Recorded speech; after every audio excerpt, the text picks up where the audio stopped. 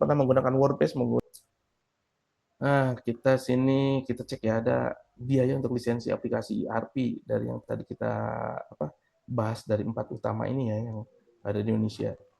Odoo yang untuk community ini gratis. Jadi implementasinya kalau misalnya kita implementasi ke konsultan atau ke Odoo implementor itu harganya bisa dari angka 10 sampai 30 juta. Catatan tambahan ini hanya versi open source tanpa support resmi dari Odoo-nya. Nah, jika kita menggunakan Odoo Enterprise, lisensinya per user yang nanti akan menggunakan aplikasi itu sekitar $31 per user per bulan. Jadi hitungan kasarnya katakanlah $360 per user per tahun gitu ya. Dan ini jika misalnya dalam perusahaan itu misalnya ada 100 ya tinggal dikalikan 100. Nah, ini biaya implementasinya ini cuma implementasinya aja ya. Belum ke kalau misalnya ada sisi development atau hal lain masuk ke infrastruktur segala macam. Kalau implementasi sendiri, biaya yang dibutuhkan sekitar 30 sampai 100 juta. Ini belum di luar biaya lisensi. Nah, jika misalkan full ada customer segala macam, angkanya bisa berkali-kali lipat dari sini. Jadi biaya tambahan tergantung modul yang akan dipasang. Nah, kemudian untuk Oracle NetSuite biayanya itu 99 sampai $149 per user per bulan. Katakanlah $150 ambil yang terbesarnya. Itu kalau setahun bisa berarti sekitar 1.500 $1.800 per user hanya untuk lisensinya saja. Jadi kalau misalnya perusahaannya misalkan Garuda Airlines yang misalkan menggunakan ini dan dia memiliki 1.000 user yang untuk menggunakan aplikasi, bisa kita bayangkan seberapa besar biaya lisensi yang harus dikeluarkan per tahunnya atau per bulannya. Kemudian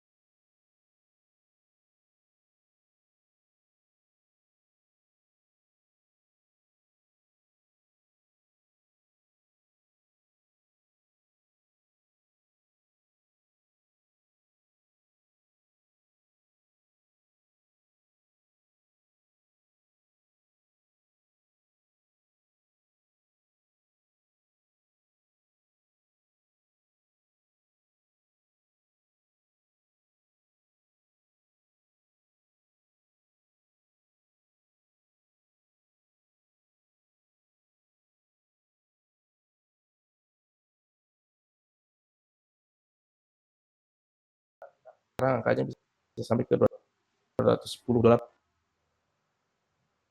ingin dipergunakan. Untuk instalasinya sendiri bisa kita lihat angkanya dari 100 sampai 600 juta. Ini tergantung modul juga kan, apakah cuma butuh sales-nya aja, finance-nya aja, atau SCM saja. Kita lanjutkan. Jadi ERP dan manajemen bisnis itu bisa kita simpulkan bahwa ERP adalah masa depan manajemen bisnis. Dan kemudian dengan Odoo kita bisa membuatnya lebih mudah, fleksibel, dan hemat biaya. Jadi jangan cuma jadi pengguna software saja, tapi mari kita ciptakan solusi digital yang berdampak. Artinya, ayo kita belajar sistem ERP dengan baik dan benar. Harapannya bahwa rekan-rekan mahasiswa yang terutama sekarang mungkin mendapatkan materi ERP bisa mempelajari dan kemudian juga jangan nanggung, intinya katakanlah, apalagi harapannya bisa sampai menjadi ahli di sistem ERP terkait dengan aplikasinya. Mungkin silahkan mau expertise-nya di mana. Ketika misalnya memilih Odoo, maka mari gitu kan untuk memahami Odoo atau misalnya menguasai aplikasi Odoo dengan baik, sehingga saat nanti masuk ke dunia industri, rekan-rekan ini punya modal yang memang lebih kompetitif dibandingin rekan-rekan lainnya mungkin tidak memahami sistem ERP dan juga mungkin yang tidak bisa menggunakan Odoo. Oke, kita lanjutkan kesimpulannya. ERP itu bukan hanya soal software, tapi lebih kepada transformasi bisnis.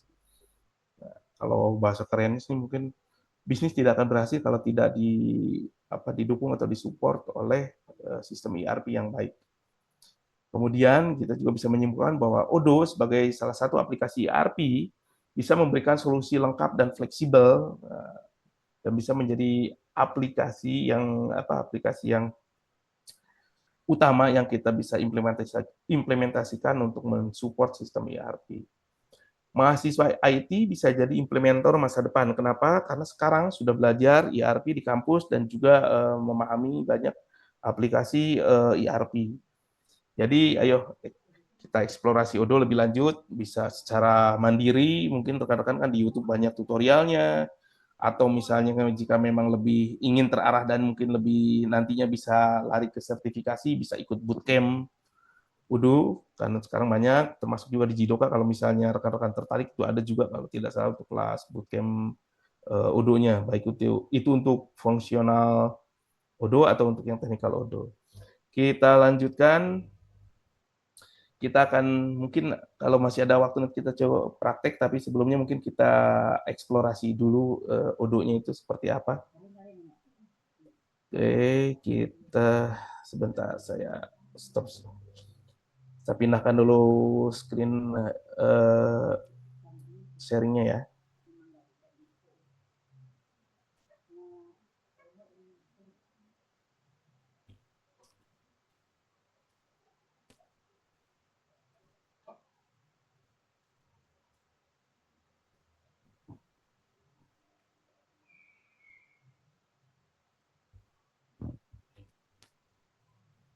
Oke, untuk teman-teman mungkin kalau yang belum tahu tentang Odoo, bisa berkunjung ke odoo.com. Jadi di sini ada penjelasan singkat lah Odoo itu, aplikasi Odoo ini seperti apa. Jadi dia merupakan aplikasi yang memiliki semua bisa memberikan solusi untuk semua kebutuhan bisnis dalam satu platform sederhana, efisien dan juga tetap terjangkau. Hitungannya sekitar 110.000 per bulan jika kita menggunakan Odoo-nya yang Odoo online, karena ada beberapa tipe Odoo. Ada Odoo online sini yang menggunakan odoo.com, kemudian juga ada yang Odoo cloud-nya, odoo.sh-nya, yang hostingannya disediakan juga oleh Odoo, tapi kita lebih fleksibel. Dan terakhir juga kita bisa menghosting sendiri, jadi kita bisa di sini ada pilihan untuk download-nya, download aplikasinya. Nanti ketika misalnya download ini ada pilihan untuk mendownload installer untuk Windows. Rekan-rekan kalau misalnya mau uji coba, yang lebih mudah jika menggunakan laptop Windows, bisa menggunakan installer Windows. Jika yang menggunakan Linux, tinggal download yang untuk versi Linux-nya. Nah, saya sendiri lebih senang menggunakan yang versi Docker, karena kebetulan tidak ada installer untuk yang Mac, dan ini lebih menyenangkannya. Jadi saya ketika harus buat project yang menggunakan versi Odoo yang berbeda, Odoo lama, misalkan yang Odoo versi 17, saya tinggal bikin kontainer baru, nanti di running, tinggal dijalankan, jadi bisa bisa berbarengan, atau misalnya bisa satu, tanpa saya harus berbeda dengan kalau misalnya yang install ini, mungkin kan kita harus uninstall, atau install yang versi tertentu, kemudian ketika mau butuh versi yang lain, uninstall lagi, install lagi versi yang dibutuhkan. Nah, kalau skema developer, makanya biasa lebih familiar menggunakan Docker. Nah, ini jika misalnya rekan-rekan mau download, ya, kemudian kita kembali ke Odoo-nya sendiri. Jadi di pilihan aplikasinya, seperti yang tadi dijelaskan di awal, ada banyak aplikasi. Kalau kita di sini sebutnya aplikasi, kalau kita sebutnya modul ya, ada modul akuntansi, ada knowledge base, kemudian ada yang untuk sign, tanda tangan elektronik, ya, kalau misalnya approval, kemudian ada CRM untuk Consumer Relationship Management, kemudian ada Odoo Studio yang sama kalau kita bicaranya kayak ngomongin Elementor di WordPress, jadi kita bisa bikin form untuk bikin tampilan, menambahkan modul atau edit custom modul yang langsung tanpa klik and drag, tanpa harus ngoding istilahnya gitu. Kemudian itu untuk jika kita punya fitur mau mengaktifkan fitur subscription, ada juga yang jika kita mau rental atau booking biasanya. ada juga untuk POS, kemudian kalau ini bawaan untuk diskusi ini biasanya kalau dalam satu aplikasi ini antar karyawan bisa berdiskusi, bisa ngobrol, bisa chat gitu kan. Kemudian ada yang untuk dokumen, ada yang untuk manajemen project juga, kemudian timesheet juga karena beberapa project management kalau misalnya di luar negeri timesheet itu menghitungkan kerja ada jam berapa sampai jam berapa, ini perhitungan timesheetnya, jadi sehingga nanti bahwa si karyawan atau si pekerja ini dibayarkan berdasarkan jam kerjanya atau jumlah jam kerjanya.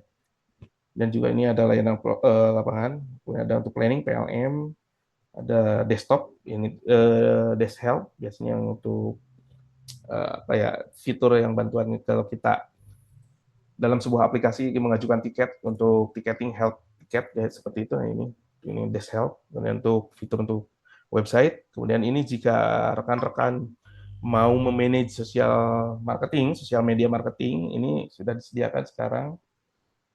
Kalau ini untuk email marketing, kemudian dilanjutkan di sini untuk purchasing, ada juga inventory, kemudian ini untuk manufaktur, ini sales, ini HR, ini untuk dashboard. Jadi ada banyak ya, ini kalau kita mau lihat semua aplikasi tinggal diklik nanti muncul semua aplikasi. Kemudian jika kita ingin dapat gambarannya, mungkin rekan-rekan secara kasarnya bisa lihat di sini nanti ada videonya, Odoo itu seperti apa yang bisa dilakukan oleh Odoo. Di sini ada video singkat yang untuk pengenalannya. Ini eh, jargonnya untuk dioptimalkan untuk bahwa Odoo ini dioptimalkan untuk produktivitas. Ini untuk yang odoo.com ya. Jadi rekan-rekan kalau misalnya mau mencoba tinggal masuk di odoo.com, nanti tinggal klik aja uji coba gratis. Nah, hasilnya nanti seperti ini. Ya contoh saya misalnya hanya memaksimal beberapa.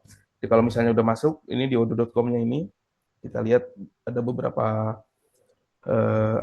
fitur modul yang sudah saya aktifkan. Biasanya ketika misalnya satu modul diaktifkan, maka modul lain yang terikat atau yang memang dibutuhkan oleh modul itu akan ikut juga otomatis diaktifkan. Ini free trial, jadi ini hanya berlaku selama 13 hari. Jadi tapi rekan-rekan dalam 13 hari ini atau kalau pas saat daftar itu sekitar 14 atau 15 hari. Itu cukup untuk mempelajari atau misalnya untuk ngoprek karena nanti kan datanya ke riset. Nah, rekan-rekan nanti tinggal buat trial baru lagi. Jadi kita buka satu-satu untuk pengenalan aja. Misalnya untuk modul discuss ini Recording stopped. seperti ini. Jadi ada obrolan nanti dengan antar employee. Kemudian juga ada fitur untuk to do. Jadi kalau misalnya kita membuat task, mau kita bikin planning untuk hari ini atau seminggu ini mau ngerjain apa, nanti tinggal dibuatkan tasknya, terus tinggal di-set. Kalau misalnya udah selesai, tinggal dimasukin, tinggal digeser-geser. Karena di sini ada fitur tampilannya menggunakan Kanban board, atau juga misalnya kalau kita pengen secara list, nanti tinggal tampilkan secara list. Atau mungkin teman-teman ingin tampilnya berdasarkan gambaran kalender, jadi kita bisa tahu di tanggal ini ada apa eventnya gitu kan. Itu untuk to do. Kemudian sama tadi yang kalender sudah kita lihat, appointment untuk perjanjian, knowledge base itu lebih kepada kalau kita bikin dokumentasi atau misalnya catatan-catatan yang nanti memang dibutuhkan dalam proyek atau misalnya dalam SOP segala macam, tinggal dibuatkan di situ, dimasukkan dalam modul knowledge. Kemudian untuk kontak ini nanti larinya masuk ke CRM. Jadi kalau misalnya kita nambahin kontak tinggal menambahkan, terus nanti tinggal di set misalkan untuk data saya di sini nanti ada lengkap. Jadi mulai dari nama, email, perusahaannya apa, alamatnya di mana, posisi job positionnya sebagai apa, sampai ke nomor NPWP juga. Kalau di real perusahaan, kalau misalnya yang udah enterprise, kita akan mengisi ini karena nantinya akan ada modul yang kita siapkan pada saat nanti ya disambungkan ke Cortex atau misalnya untuk ekspor data yang dibutuhkan di laporan pajak, semuanya sudah tercatat gitu kan. Kelengkapannya seperti ini, kemudian ada juga misalnya di CRM ini, jadi di CRM ini kita misalnya ada sales, ada reporting, jadi catatannya ada bicara tentang pipeline, pada saat misalkan nanti kita dapat leads istilahnya ya, ada atau misalnya ada apa sih istilah yang mudah dipahami itu, ada peluang dari calon konsumen masuk, nanti kita tinggal masukkan di sini.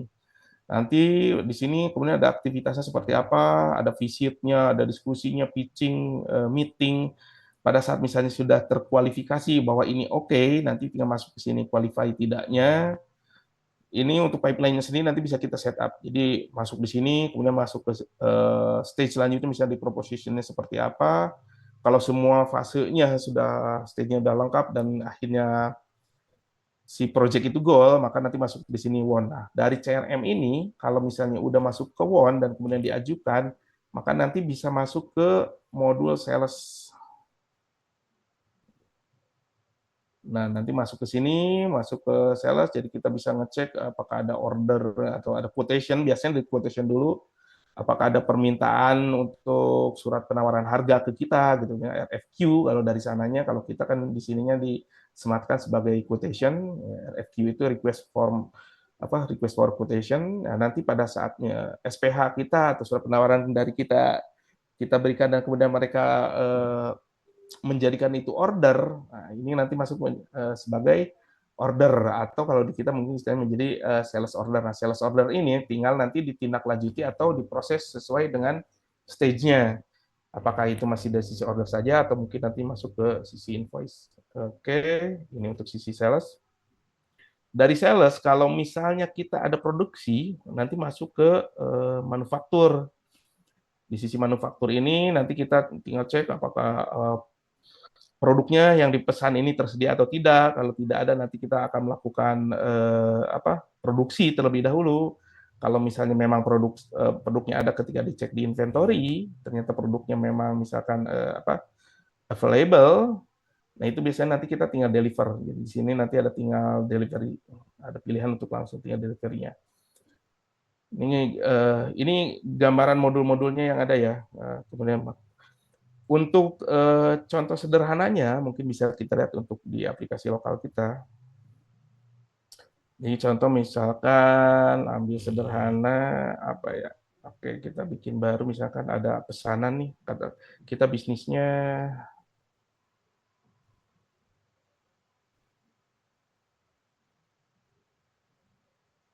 kita misalkan jualan ayam goreng dan ayam geprek, misalkan kita buat yang menu ayam goreng ini, Deden memesan ayam goreng satu, harganya 12.000 per satu porsinya. Kita buat misalkan dia memesan dua, maka ketika diklik itu nanti dua di sini jumlah totalnya ada 24.000. Di sini kita tidak kita lepaskan yang untuk taksnya. Kalau misalnya di kelas enterprise itu nanti semua perhitungan pajak segala macamnya itu harus disematkan. Kalau misalnya udah oke, nanti kita tinggal confirm bahwa dari order ini kita jadikan order kan maksudnya.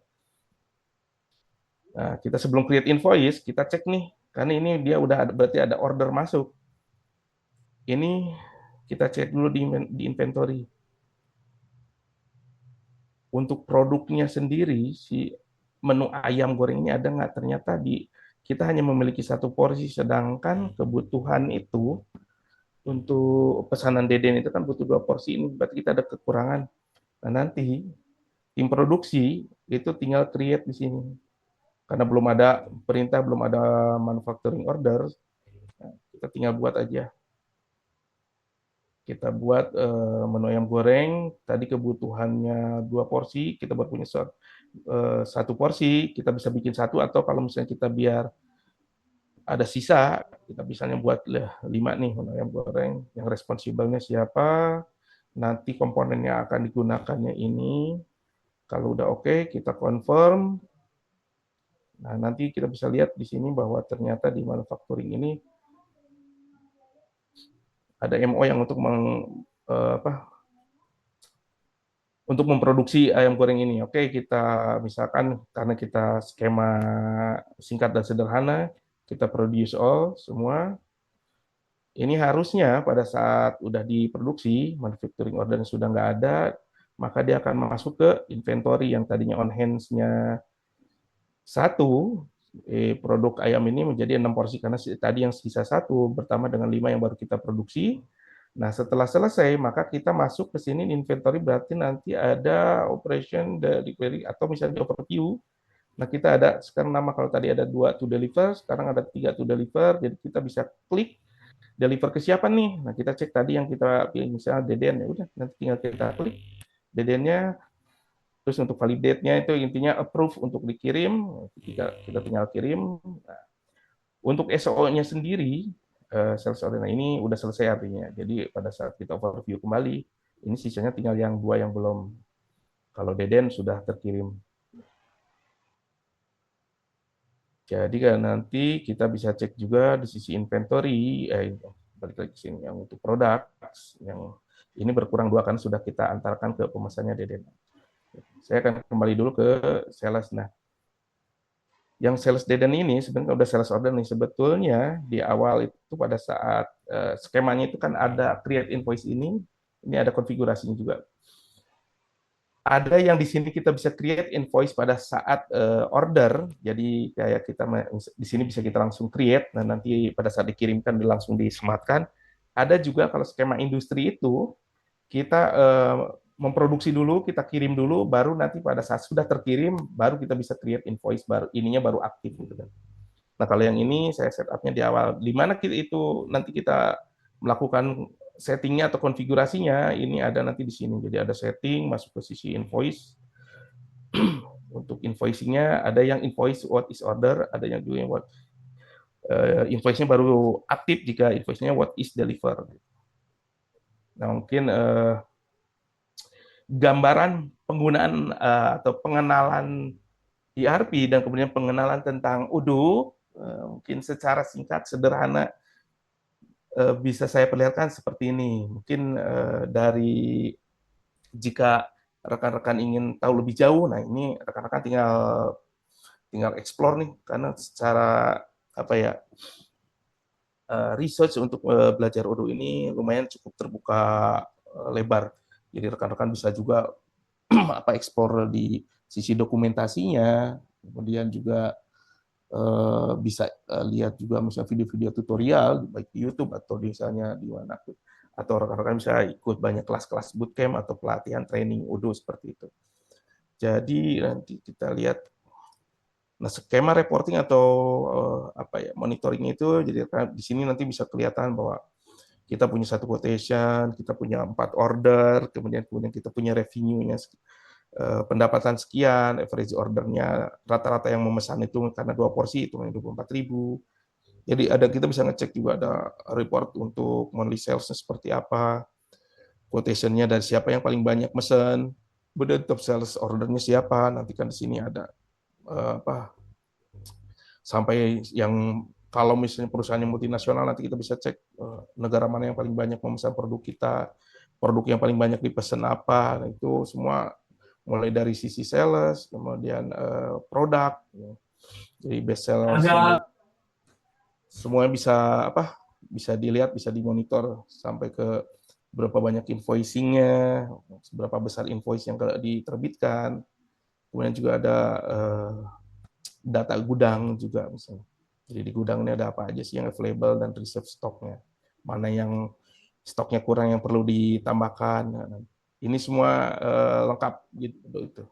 Pak Tata, mohon maaf. Siap, Ibu. Tadi saya kepental, bisa jadikan saya co-host lagi Pak, biar bisa nge-record. Oh, apakah saya punya akses untuk menjadikan Ibu? Iya, iya Pak, punya. Sekarang Sebentar. langsung pindah ke Bapak. Oke, oke, oke. Di mana ya setupnya, Bu? Di partisipan Pak. Partisipan. Oh, di Zoom-nya ya. Iya, di sini Pak, di partisipan. Oke, saya cari Ibu berarti di sini. Nah, iya. Terus nanti ada co-host ya. Oh iya, saya udah langsung jadi host. Iya, tadi saya Oh, kepental Pak, jaringan saya kurang baik. make host aja Ibu ya. Oh iya, boleh Pak. Terima kasih. Ah, oke. Untuk waktunya sendiri Ibu masih adakah? Masih Pak. Masih ada sampai Iya. Kita biasanya sampai jam 9.30 ya Pak. Lanjutin aja Pak. oke. Nanti kalau sudah waktunya saya stop. Makasih Pak. Siap Ibu. Hmm. Untuk sesi tanya jawab dimulai dari jam berapa, Bu? Nanti setelah pemaparan, Pak. Oke, saya lanjutkan sedikit lagi ya. Jadi Eh, nanti ini belum belum pindah, Pak, maaf. belum. Sebentar saya cek lagi, Ibu. Sebentar lagi ya.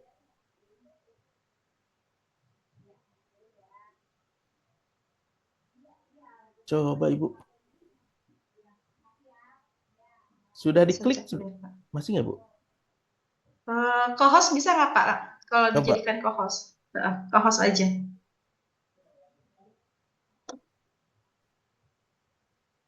Hmm. Ini sudah saya klik, tapi nggak tahu Mhm. berubah nggak ke Ibu? Masih belum sih, Pak. Belum ya? Oh, Iya. atau sayanya yang harus ini. Tapi nanti kepental semua lagi. Ini jangan, Pak. Nanti bentar semua. Di situ sih co-host gitu. Di partisipan. Nah, di sininya kan udah nih, tinggal saya pilih make co-host gitu ya. Iya, make co-host, Pak. Betul. Nah, sudah saya klik tapi belum ini. Belum berubah ya, Pak ya? Ya udah, Pak, lanjut aja deh. Kita Oke. coba, Pak, konfirmasi ke tim kegiatan. Terima Ah, kasih, Pak. siap-siap Ibu.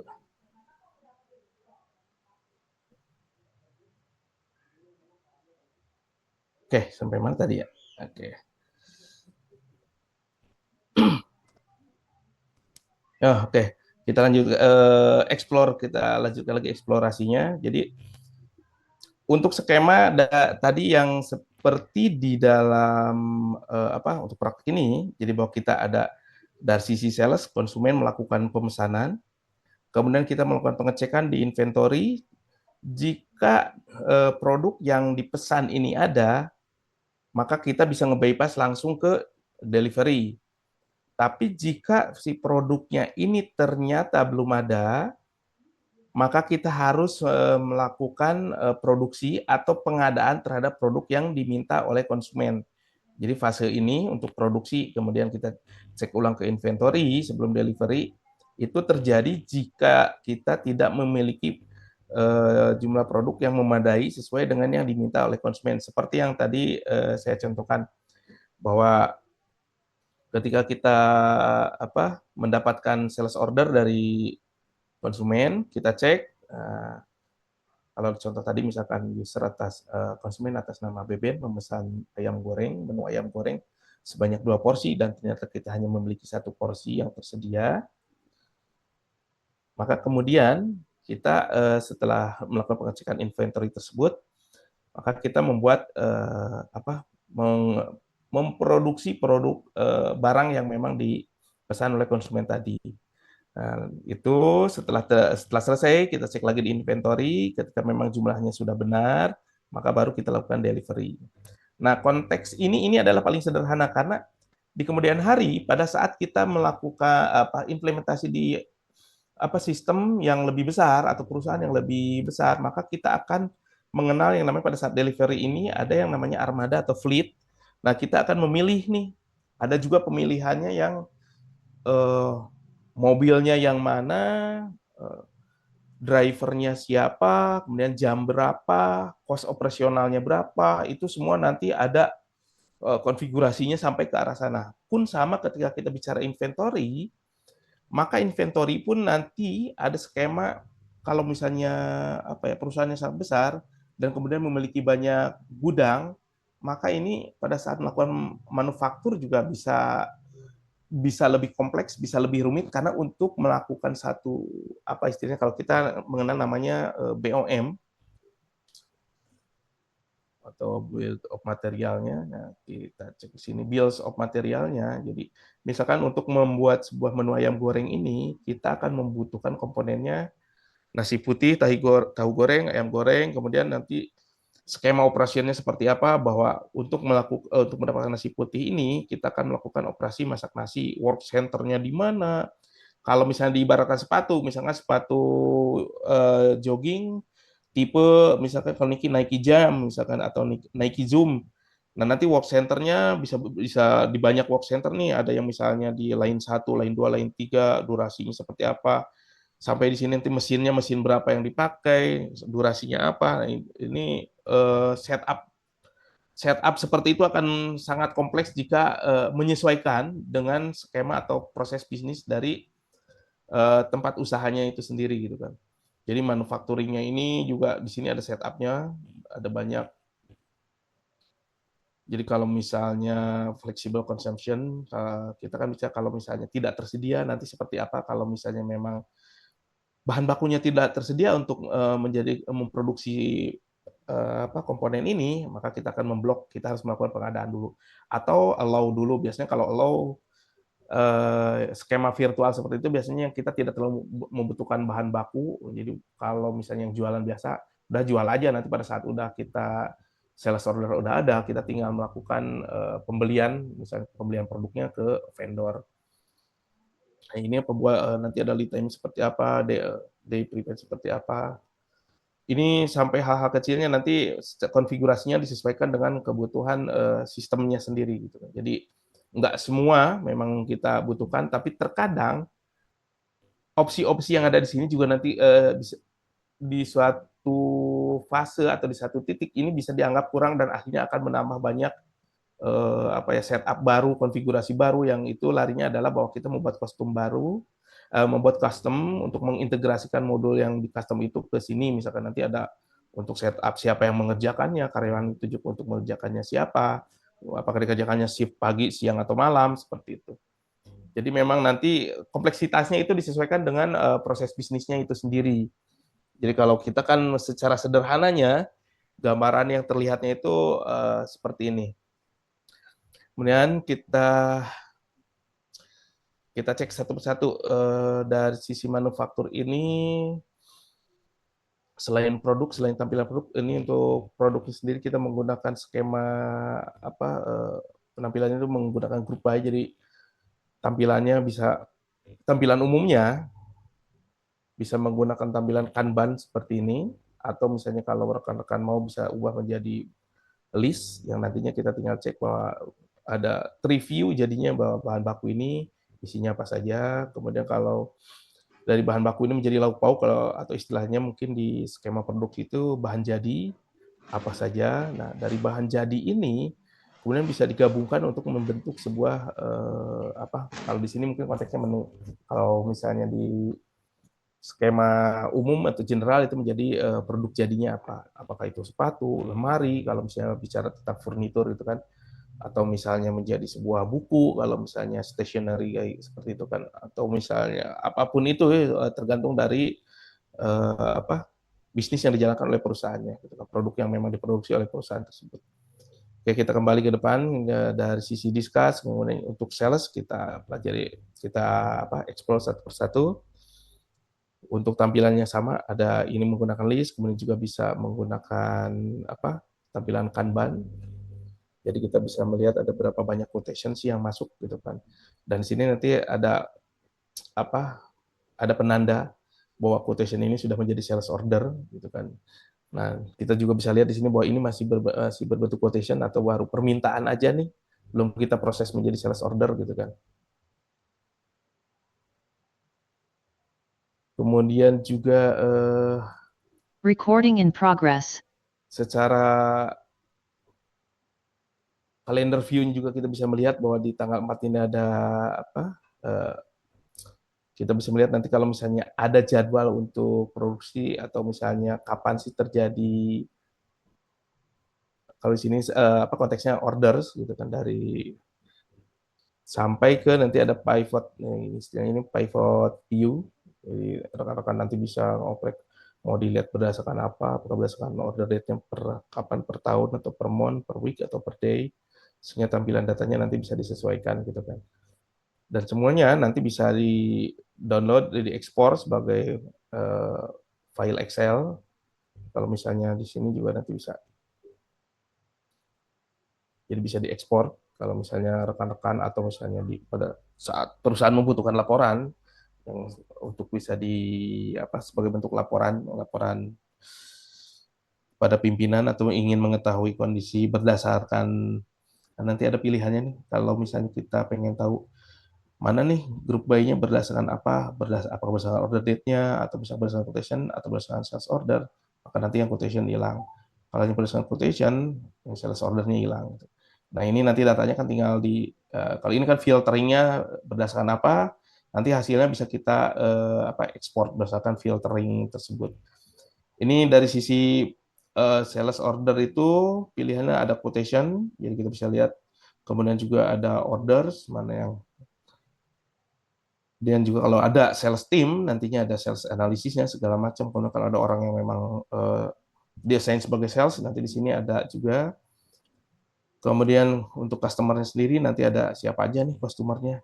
Kita bisa lihat gitu kan. Kalau eh, skemanya nanti lari ke CRM, jadi kita bisa melakukan analisa mana sih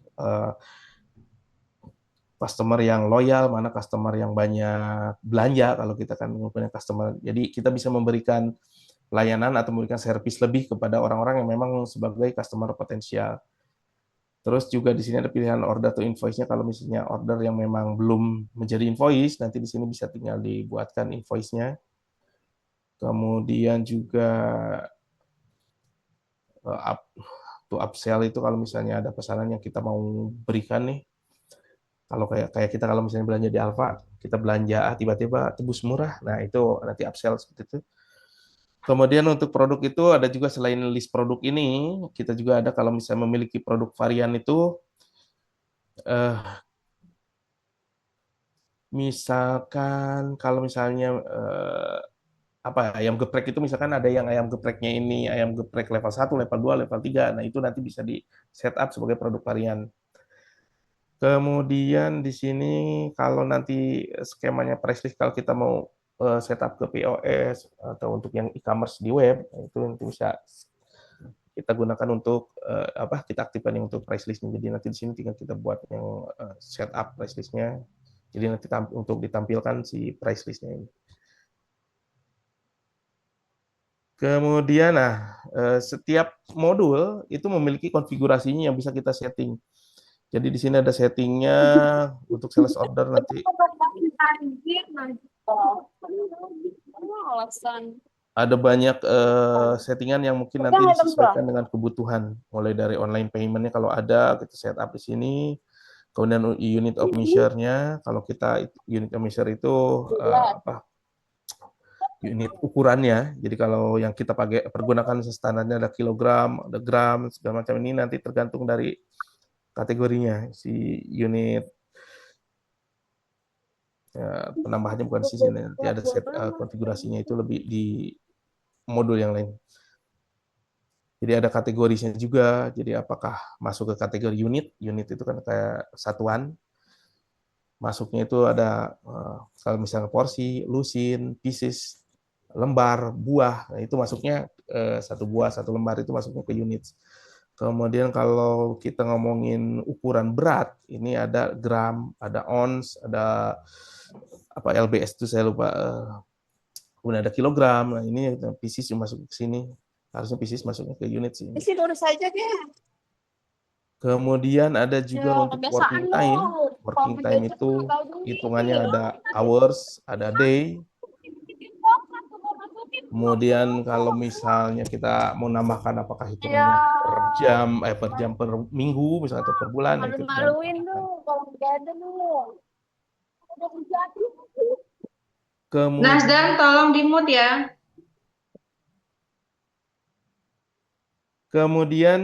di sini juga ada skema setting untuk activity. Jadi activity, oh ya saya lupa menunjukkan kalau misalnya. Oke, kita lihat dulu di sini.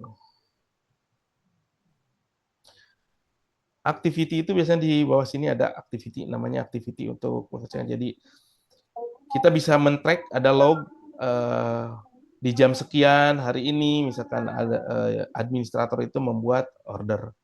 Kemudian di jam sekian administrator merubah status quotation menjadi sales order.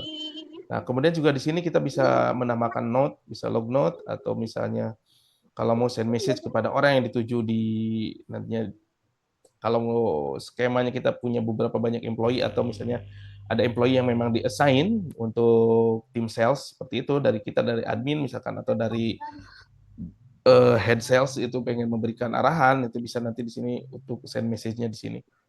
Nah, untuk activities juga nanti di sini bisa ditambah-tambahkan. Jadi activity-nya apa nih kalau misalnya kita mau minta supaya ini atau misalnya tolong dikerjakan atau apa, nanti tinggal dipilih. Atau kalau dalam CRM misalkan nanti bakalan ada meeting atau apa, nah nanti di sini pilihannya banyak sih.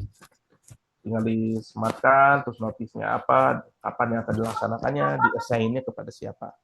Nah, nanti tinggal dimasukkan, maka akan menjadi schedule yang harus dilakukan oleh rekan employee yang di-assign. Itu dari sisi activity-nya, jadi ketika per satu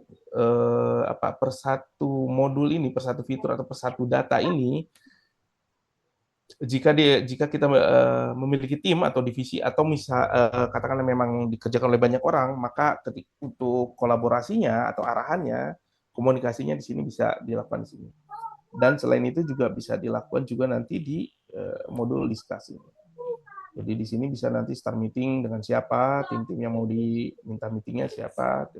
Di sini juga kita bisa bikin channel baru, misalnya untuk channel sales, misalnya kemudian untuk channel apa, dan nanti bisa desain siapa aja yang boleh gabung tidaknya di situ. Pak, Kakak, tadi aku ketemu cowoknya Kak Putri. Pak, izin Pak, itu untuk Nazar di kick aja. Tolong kick aja Bu, ganggu tuh. Soalnya saya nggak bisa kick dari sini. Kan saya nggak hostnya. Di kick aja Pak. Kick aja Bu, ganggu banget itu. Udah, yang lain tolong di-mute. Oke, saya jadi yang ngesetnya di sini, nggak apa-apa Bu. Ini meeting chat. Oke, nggak ada lagi ya? Oke. Kita lanjutkan. Ini gambaran yang modul-modul umum dan paling sederhana yang biasanya nantinya akan dibutuhkan secara skala bisnisnya, mulai dari yang paling awal, katakanlah kita dari skema UMKM sampai ke level industri besar. Itu untuk sisanya hanya melengkapi saja. Jadi misalnya nanti yang belum ada di sini, nanti hanya tinggal dilengkapi saja. Dari sekian banyak ini pun, misalkan dari sekian banyak aplikasi yang disediakan Odoo seperti ini pun, itu tetap saja ternyata realnya masih banyak kekurangan atau ada butuh penyesuaian. Jadi kita nggak berbicara tentang e-commerce, nantinya akan ada butuh penyesuaiannya di sisi tampilan produk, misalkan kemudian jenis produknya, atau skema pembayaran integrasinya dengan payment gateway-nya apa. Nah, itu kalau secara umum di sini misalkan hanya setup. Kalau global dunia itu kan cuma pakai Stripe, misalkan PayPal atau kartu kredit umumnya gitu kan. Nah, ketika misalnya pembayaran lokal, maka kita harus kerjasama mengintegrasikan dengan layanan payment gateway lokal. Kemudian di sisi sales juga kita sama, nantinya tidak akan sesederhana ini. Di kemudian hari, skema bisnis akan bergerak, berkembang, bertumbuh.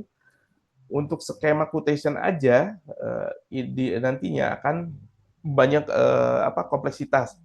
Ada yang saat kita memberikan quotation, kita ada fitur yang memang untuk membuat quotation, kemudian juga dari skema database datanya, dari produk-produk yang dibikin. Kalau sekarang kan mungkin produknya masih sederhana. Di kemudian hari, produk-produk ini bisa lebih kompleks karena ada beberapa fase yang mungkin saat ini, misalkan untuk menjadi nasi putih, kita memerlukan beras dan air misalkan untuk memprosesnya. Jadi sini barulah nanti ketika diproses menjadi nasi putih. Dari nasi putih itu bisa menjadi tahap 2 bahwa ternyata nasi putih ini nanti akan diproses menjadi nasi goreng. Nah, itu menjadi ada tahap kedua, dan ada banyak proses tahapan-tahapan seperti itu. Itu kita bicara untuk produk-produk yang mungkin akan diproduksi. Nah, kemudian juga misalkan kalau ternyata kita adalah skemanya seperti kita e-commerce semacam Shopee, yang mungkin kita tidak memiliki atau tidak memproduksi barangnya, tapi kita membeli produknya dari produsen. Nah, itu beda lagi. Nanti dari sisi inventory, maka kita akan melakukan pengadaan. Skema pengadaannya nanti ada operationnya itu bahwa kita akan melakukan, kalau ini produksi, ini kirim, ini menerima barang kalau misalnya ada kiriman barang dari vendor. Ada juga yang dari internal ini kita misalkan untuk pengadaan barang apa, kontaknya misalnya menggunakan administrator, kita internal transfer, misalkan ini dari vendors untuk di apa, pengadaan di mana nih, misalnya kalau kita gudangnya cuma ada gudang stok, masuk ke gudang stok sini, barang apa sih yang mau kita lakukan pengadaan, misalkan kita kehabisan minyak, misalkan minyak untuk jenis kan banyak, misalnya untuk saat ini misalkan minyak goreng Bimoli, kemudian demand-nya kita mau pengadaannya berapa, apakah 10, atau 100, atau 1000, hitungannya unitnya apa, karena kita udah set up di awalnya ada kilogram, maka kita akan membeli, kata kita kurangi misalkan cuma 100 kilogram. Nah, nanti di sini kita tuh tinggal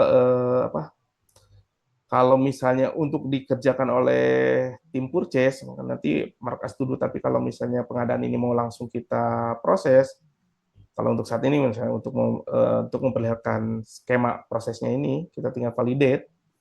Nanti ini semua udah terproses, jadi pada saat kita cek di produk, untuk minyak ayam itu nanti bertambah, ada tambahan sekitar 100 ini menjadi tambahan 249 kg. Jadi prosesnya, kalau misalnya kita tidak memproduksi, kita bisa melakukan pengadaan. Skema pengadaannya itu kalau langsung seperti tadi, itu katakanlah itu semacam kayak adjustment-nya langsung bypass berdasarkan pengadaan yang dianggap langsung berjalan, langsung dilaksanakan. Tapi umumnya untuk melakukan itu harus melalui purchasing. Nah, jadi biasanya kalau pada saat kita membutuhkan barang, kita cari vendornya, misalkan vendornya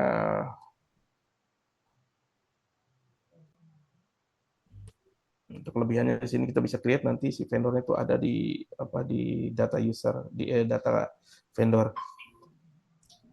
Nanti vendor reference-nya apa, tinggal diisi, kemudian currency-nya apakah rupiah atau dolar, deliver-nya ke siapa, kita masukkan ke resep-nya ke Jido yang resep sesuai dengan tadi di operation-nya. Kemudian kita minta datangnya kapan, kita bisa mintanya besok. Kemudian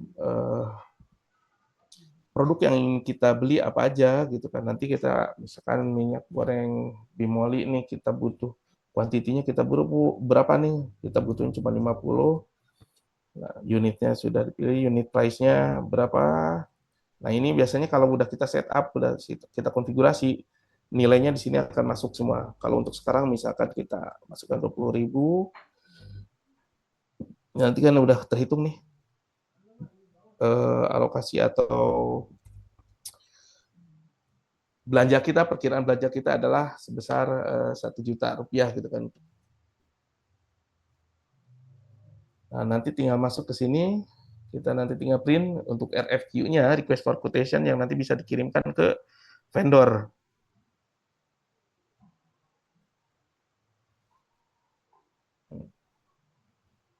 Loading-nya kan jadi udah otomatis langsung jadi dari kita shipping address ke alamat kita diarahin ke siapa, ke vendor minyak nih. Kalau misalnya udah kita edit datanya, maka di sini nih nanti lengkap alamat vendor, terus kontak person vendornya siapa, segala macam. Kita request for quotation-nya untuk kode ini, kodenya kode RFQ-nya ini, kita mau minta pengadaan untuk minyak goreng Bimoli, kuantitinya sekian gitu kan. Nah, kita tinggal tunggu nanti dari sananya, kalau misalnya ternyata sudah datang dan kita setuju misalkan dengan surat penawaran dari vendor, atau kalau misalnya kita udah langganan ya kita biasanya udah langsung auto approve. Nah, nantinya tinggal di confirm order. Nah, kalau udah confirm order, katakan kita kan udah kirim PO nih, udah kirim purchase ordernya ke vendor tinggal memproses. Kalau misalnya sudah terproses, kita tinggal nanti masuk ke sini untuk receive produknya. Ya, kita misalkan anggap sudah kita terima produknya, dari sini kan ada nih lognya, nanti ada semua sini tercatat di activities. Kita tinggal save produknya. Produknya udah kita terima, bla bla bla bla, tanggalnya harusnya kan tanggal ini, deadline-nya besok, misalkan atau tanggal 4 ini. Kita terima, oke, karena kita adminnya, karena udah ready, udah sesuai yang diterima dengan dokumen, kita validate aja. Oke, kita ceknya nanti harusnya udah masuk ke inventory. Minyak gorengnya udah menambah 50 kg. Jadi tergambar ya, harapannya rekan-rekan bisa melihat bahwa sistem ERP pada saat kita implementasikan dengan gambaran paling sederhana dari skema seperti yang ada di sini. Ada dari sales, kemudian kita cek jika ada order, kita cek di inventory produknya tersedia atau tidak. Kalau produknya kurang atau tidak ada, kita produksi, kita jalankan untuk manufacturing orders-nya. Karena rata-rata kalau pabrik besar biasanya kan baru memproduksi ketika misalnya memang ada orders. Sama pun kalau kita kayak jajan bakso juga kan baru diproduksi, baru digoreng, atau nasi goreng baru digoreng ketika si ordernya ada, atau pembelinya baru melakukan order gitu. Nah, skema bisnis seperti itu yang pada saat implementasi ERP itu yang masuk di awal, yang pada saat kita bicara poin-poin implementasi. Jadi ada yang as is, ada yang fit gap, ada yang kemudian to be prosesnya. Nah, 3 poin ini masuk ke kategori kalau dari skema general project management itu adalah user requirement, kemudian yang untuk masuk ke drafting dokumen, masuk ke functional system design, atau misalnya ketika harus mendesain aplikasi itu, mungkin kan detailnya sampai ke ERD segala macam, kemudian juga bisnis bisnis prosesnya juga, analisanya, jadi ada bisnis analisnya, kemudian juga ada technical analisnya, masuk dituangkanlah ke dalam dokumen blueprint atau misalnya dokumen FSD. Nah, kalau tadi di as is, kemudian juga ada di fit gap, kemudian ada to be process. Nah, itu sama konsepnya atau konteksnya dengan project management itu sama persis seperti itu. Nah, hasilnya ketika diimplementasikan atau hasil analisa proses bisnisnya seperti apa nih? Kalau misalnya kayak tukang bakso, ya dia nunggu dulu ada yang beli nggak, karena dia kalau misalnya dibuat dulu kemudian disimpan, itu kan si produknya ini akan basi atau misalnya jadi nggak enak, tidak sesuai dengan ekspektasi pembeli. Tapi kalau skemanya adalah misalkan tukang keripik singkong misalkan, maka dia bisa tuh, atau tukang gorengan, dia menggoreng terlebih dahulu, goreng pisangnya atau goreng tahu isinya lah, atau misalnya bakwan, kemudian dia simpan di etalasenya, dan ketika orang beli udah tinggal milih barangnya, udah tinggal pesan dan tinggal pilih barangnya gitu kan. Nah, skema bisnis seperti itu hasil analisa diimplementasikan ke dalam sistem ERP yang akan kita gunakan. Ini kaitannya, relevansinya adalah terhadap modul-modul yang akan dibutuhkan dalam aplikasi kita. Jadi jika menggunakan Odoo, enaknya adalah bahwa kita fleksibel, kita bisa hanya menggunakan beberapa modul yang hanya dibutuhkan saja, atau jika misalnya kurang atau butuh penyesuaian, kita tinggal sesuaikan, atau kita membuat custom, ya, disesuaikan juga mungkin kalau dari sisi konfigurasi dan setting sudah tidak tersedia, maka kita tinggal membuat custom modulnya. Sampai akhirnya skemanya adalah kalau di kemudian hari ini kita untuk pimpinan perusahaan biasanya hanya akan tujuan akhirnya, goals-nya adalah melihat laporan dari proses bisnis yang telah berjalan. Jadi dia akan melihat di sini berapa banyak sales yang sudah terjadi secara periode apa. Nanti dia tinggal ngecek dari dashboard atau dari dashboard reporting seperti ini. Karena ini juga pun nanti bisa di custom, disesuaikan apa aja sih yang mau kita tampilkan, apa aja sih yang dibutuhkan misalnya untuk ditampilkan dalam format apa sih kita butuhnya misalkan untuk tampilan ini, karena nanti bisa di custom, disesuaikan gitu kan. Jadi ini misalkan untuk last 90 day, kita juga bisa last 7 day, nanti datanya kan bisa disesuaikan, yang ditampilkan tuh otomatis tersesuaikan gitu real time ini. Kemudian juga misalkan di sisi produk juga bisa kita cek gitu kan, produk mana nih yang paling laris gitu kan, kalau atau misalnya produk mana yang paling banyak dijual atau diproduksi gitu kan, sampai ke titik produk mana yang paling gagal, atau misalnya berapa banyak produksi yang gagal. Nah, itu nanti bisa masuk ke laporan juga gitu. Jadi mudah-mudahan dari gambaran singkat ini rekan-rekan ini bisa mendapatkan sedikit pencerahan yang kemudian bisa kalau saya harapannya bukan menginspirasi, memotivasi rekan-rekan untuk bisa lebih semangat, lebih fokus juga mempelajari sistem ERP, dan kemudian juga eksplorasi dan belajar lebih giat lagi terhadap aplikasi yang kerap kali digunakan untuk sistem ERP. Nah, harapannya pada saat rekan-rekan terjun ke dunia industri, rekan-rekan memiliki kompetensi, memiliki kemampuan yang cukup kompetitif dan cukup baik gitu kan, dibandingin mungkin dengan rekan-rekan lain yang memang tidak pernah belajar atau tidak mengetahui skema ERP ini. Nah, jujur bagi kita sendiri pun, pada saat misalkan untuk Jidoka sendiri, saat kita misalkan untuk mengerjakan sebuah proyek, kadang-kadang kita cukup repot juga mencari talent-talent gitu yang memang memiliki kemampuan seperti ini. Karena bisa saja pada saat kita ada proyek baru, pada saat kita mau kerjakan, ternyata tim kita sedang aktif mengerjakan proyek yang lain. Nah, untuk proyek baru misalnya kita butuh orang-orang yang mampu, misalnya untuk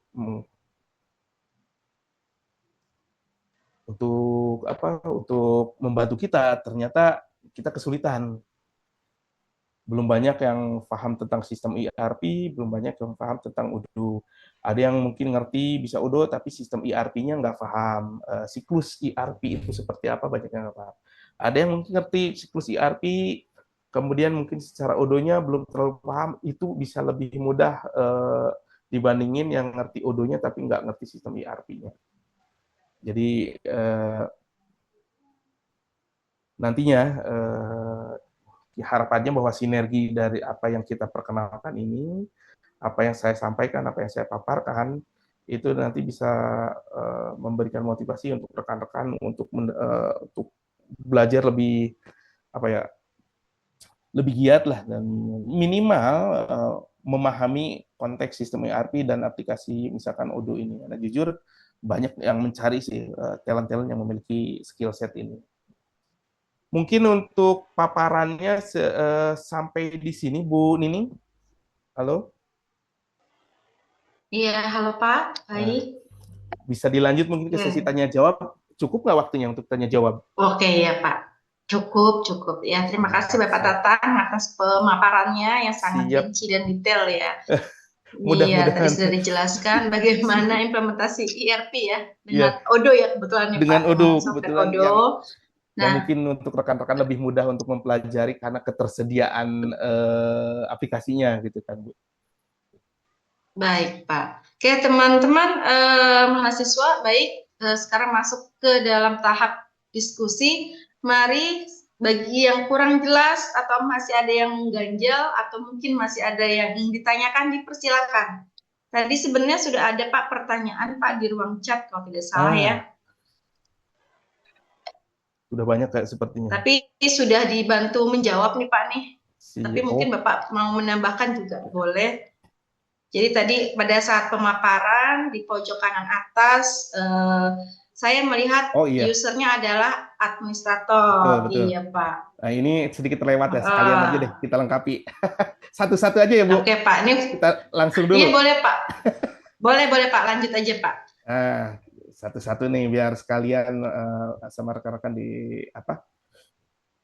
Jadi ini memang karena satu user dan satu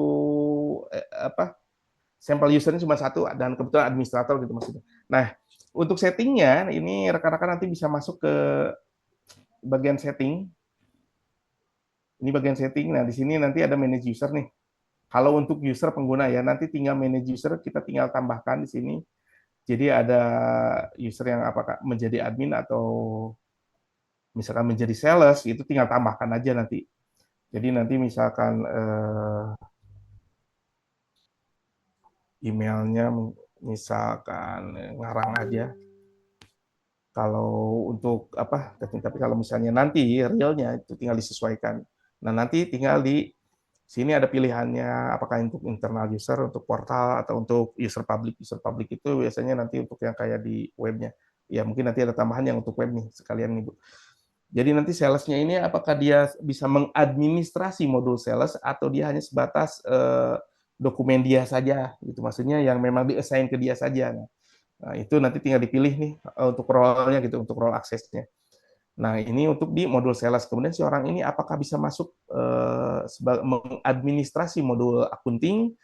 Jika boleh tinggal dijadikan administrator. Kalau misalnya cuma sebatas invoicing ya tinggal dipilih sebagai invoicing. Jadi nanti pada saat login menggunakan user ini, si user ini pada saat login dia di sini hanya bisa melakukan invoicing saja, tapi tidak mengadministrasi modul invoice-nya. Kemudian beberapa modul yang memang kita aktifkan di sini untuk inventory, role sebagai apa? Kalau misalnya dia di inventory tidak ada kaitannya karena dia sales doang, maka dijadikan aja sebagai user gitu kan. Purchase juga sebagai user. Manufacturing sama jika dia memproduksi, katakan dia hanya sebatas user. Atau mungkin kalau misalnya tidak ada kaitannya nanti dia bisa non, jadi dia tidak bisa mengakses fitur manufaktur gitu kan. Jadi memang talk sebagai sales. Jadi misalkan sini kita hilangkan. Untuk human research juga misalnya karena dia tidak punya akses ya udah kita bisa hilangkan, tidak ditampilkan sebagai ini. Untuk productivity juga biarkan saja normal, administrasi tidak ada. Nanti ada banyak pilihannya sini. Ada beberapa mungkin yang memang harus satu-satu di ini, tapi nanti mungkin rekan-rekan tinggal cek aja semua satu-satu. Nanti kalau misalnya sudah untuk akses right-nya, ini ada preference.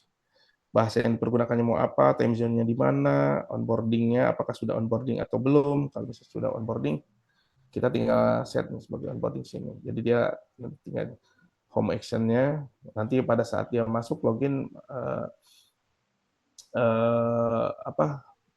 akan tampil atau misalnya dia bisa melakukan apa saja untuk menu customization. Kalau kita biarkan sekarang kosong aja. Jadi dia nanti bisa mengkustomisasi menu.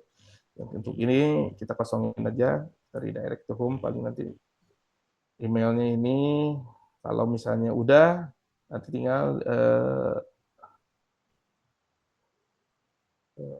udah semua sih harusnya, nanti tinggal save. Di sini harusnya ada pilihannya save sih kalau misalnya belum kesimpan, tapi kalau udah tersimpan nanti udah tinggal bisa juga kita send undangan melalui email pada user tertentu, atau misalnya kita bisa create ya employee. Nanti kita cek lagi apakah usernya sudah ada. Kalau misalnya sudah ada, ini kan never connected. Di sini kita bisa change password karena passwordnya dia masih kosong. Jadi nanti dia harus login, kita tambahkan passwordnya misalnya 1, 2, 3, 4. Juga kalau nanti mau login sebagai sales @mail.com, passwordnya adalah 1, 2, 3, 4. Itu untuk skema user. Kemudian ada satu yang saya tadi belum diperlihatkan ya, yang di sini yang ini nggak ada yang webnya. Ini kalau misalnya yang ada web. Saya lupa menunjukkan yang web tadi. Jadi ini contoh gambaran tampilan web yang kita buat menggunakan Odoo. Ini saya buat satu-satu penambahan bloknya. Kalau rekan-rekan sendiri nanti tinggal bisa pilih, jadi bagaimana sih cara bikinnya nanti kalau misalnya dapat. Atau kalau misalnya yang sudah ada mau saya rubah, mau saya tambahkan sesuatu atau mau saya rubah kontennya, nanti di sini sudah tinggal langsung edit. Nah, skemanya adalah pada saat edit ini udah langsung klik and drag, atau di sini udah tinggal jadi kita bisa langsung edit langsung. Jadi bisa mau nambahkan apa, atau misalnya gambarnya mau dirubah, nanti di sini tinggal di replace medianya, diganti, kita cari gambarnya, kita upload gitu kan untuk image-nya. atau mungkin misalnya kita di sini mau di bawahnya bagian akhir, atau misalnya di sini mau nambahin blok baru, nanti tinggal nambahin bloknya, mau blok apa, misalkan mau nampilin produk, nanti tinggal apa nih mau kita tampilin, misalkan saya tertariknya misalnya yang ini, nanti tinggal ada tambahannya di sini. Kalau misalnya udah kita save, misalkan tampilan webnya itu nanti udah ada tambahan blok yang sudah kita tambahkan tadi. Kemudian untuk konten juga nanti di sini yang hasil edit kita udah berubah. Jadi kalau yang terbiasa menggunakan WordPress, menggunakan Elementor, ini udah nggak jauh berbeda gitu kan. Jadi editnya langsung tanpa ngoding, edit langsung di sini. Dan di kemudian hari datanya bisa disesuaikan kalau saat misalkan kita menggunakan modul LMS yang untuk e-course, electronic course seperti itu, yang khusus online atau yang untuk learning center, atau misalnya nanti untuk yang apa e-commerce, maka nanti di sini ada tampilan atau di depannya itu menampilkan list produk yang ingin kita jual. Oke, selanjutnya. Oh, ini. Selanjutnya dari Agus Lorenza, Pak. Untuk yang sekarang, aplikasi yang digunakan itu versi berapa, Pak? Soalnya beberapa versi di web. Modul 18, oke. Iya. Sebentar, saya kehilangan. Kemudian ada lagi nih, Pak, dari Rehan. Untuk proses bisnis sistem IRP, apakah aplikasi yang digunakan hanya satu dan tidak perlu aplikasi lain? Betul. Lalu bagaimana jika aplikasi yang digunakan itu sedang down atau sedang maintenance? Nah, ini memang apa ya, kalau kita tantangannya di sana. Jadi gini sih, rekan-rekan, dulu saya kehilangan ini. Zaman dulu sebelum ada aplikasi ERP yang terintegrasi, kita mungkin menggunakan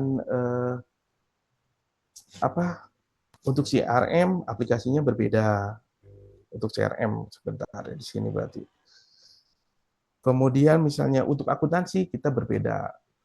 Jadi ada yang saya lupa nama ya, CRM itu Power apa. Kemudian yang untuk akuntansi misalkan menggunakan yang namanya apa sih dulu, ada yang sering banyak digunakan aplikasi selain Tally apa ERP dulu.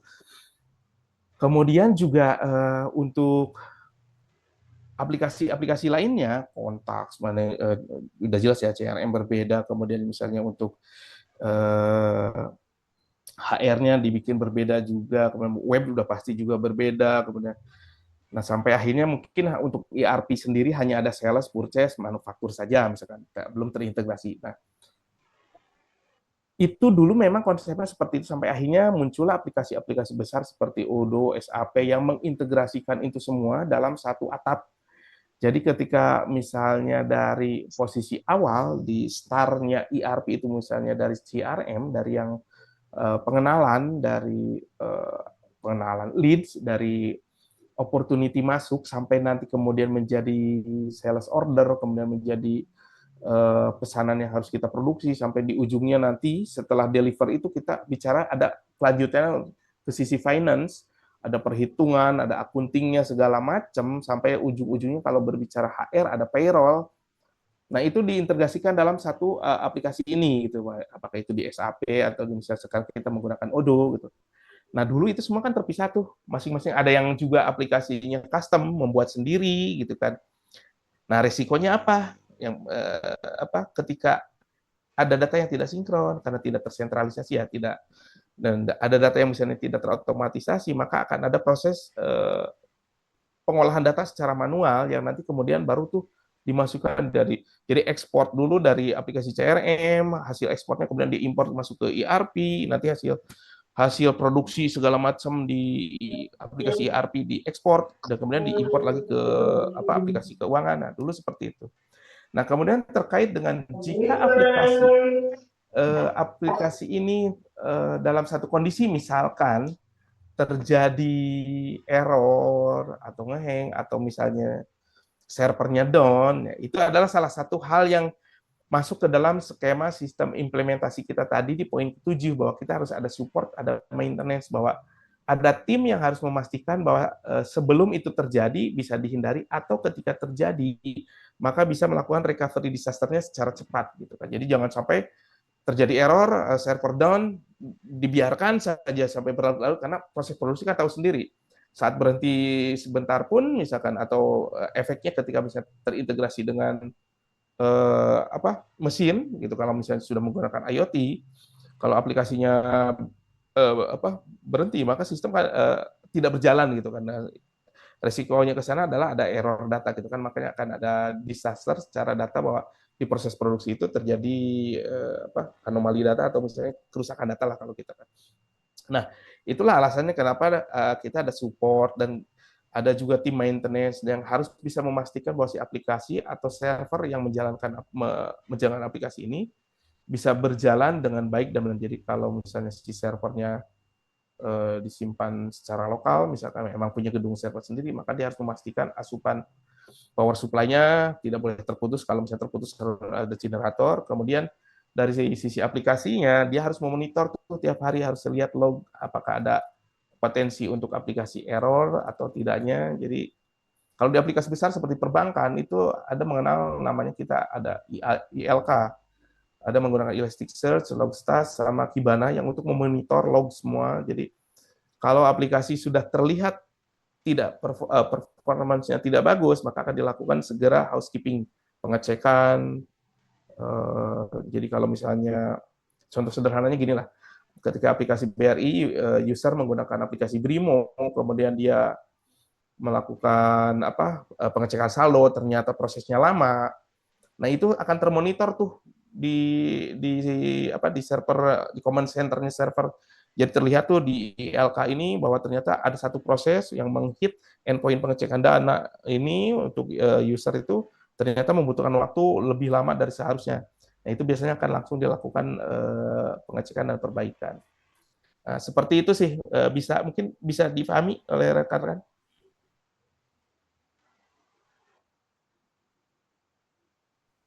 Halo? Sepertinya bisa, Pak. Oke. Ini layar saya kemana hilang nih? Pertanyaan berikutnya ya, Pak. Ini dari Arif Bayu.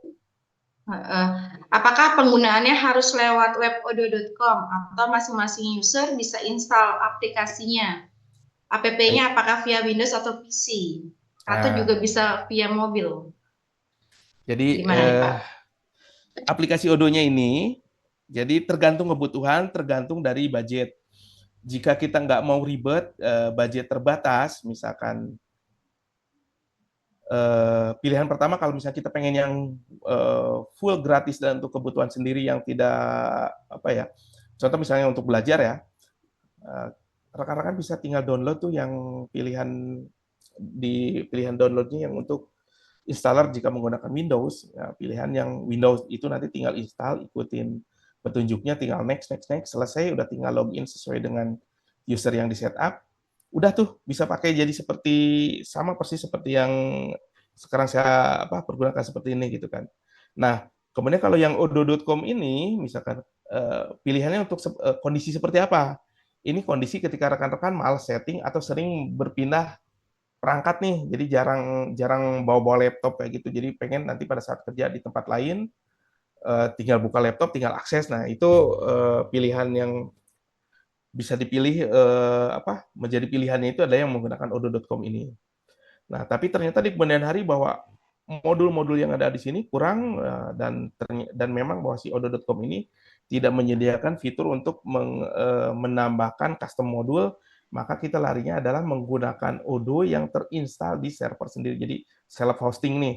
Nah, self hostingnya ini itu ada pilihannya juga bisa disediakan oleh Odo-nya sendiri di odo.sh, atau ada juga di sini ada yang di odo.sh,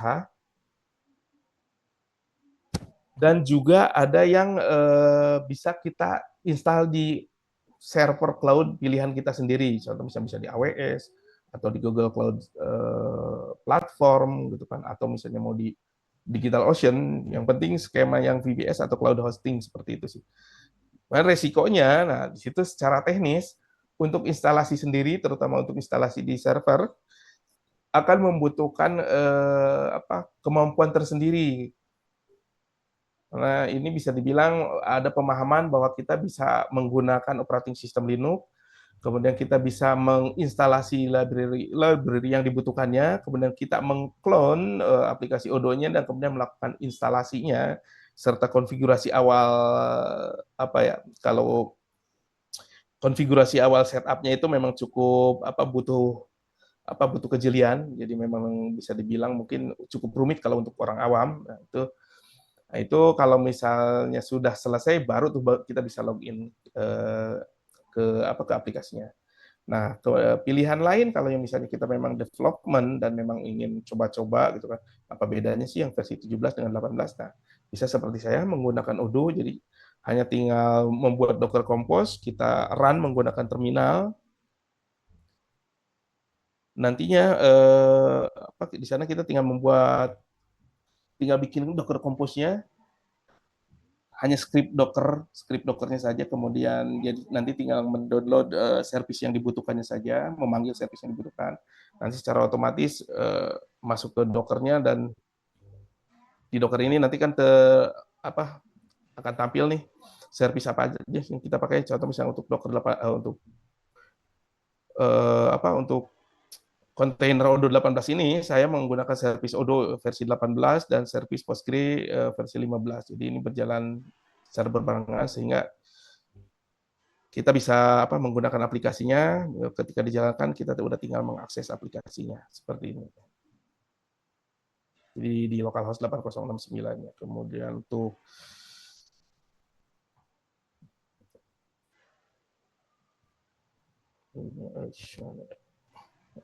seperti itu sih. Terjawab tidak ya? Mohon izin Pak, saya nyalakan mic ya. Perihal tadi penggunaan website Odoo, kan kalau misalnya mau pakai berarti pakai website odoo.com dong, Betul. atau pakai localhost. Kalau di Nah, localhost pun sama sih. Di sini kita tinggal aktifin aja.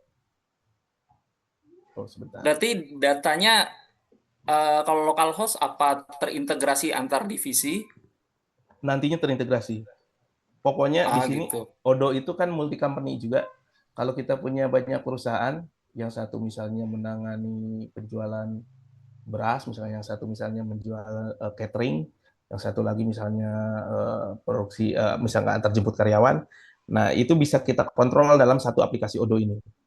Dan datanya nanti kita bisa kontrol user ini, karyawan ini masuknya ke perusahaan yang mana gitu kan. Jadi dari sisi admin itu kita sebagai owner atau memposisikan diri sebagai admin itu bisa melihat semua, bisa mengatur semua. Sedangkan per company nanti user yang masuk, yang login, ya itu berdasarkan data mereka sendiri.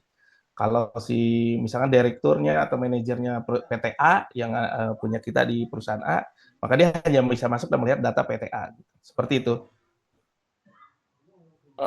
Izin Pak, localhost tetap pakai internet atau Kalau nggak localhost usah? ini untuk kebutuhan development lokal sih.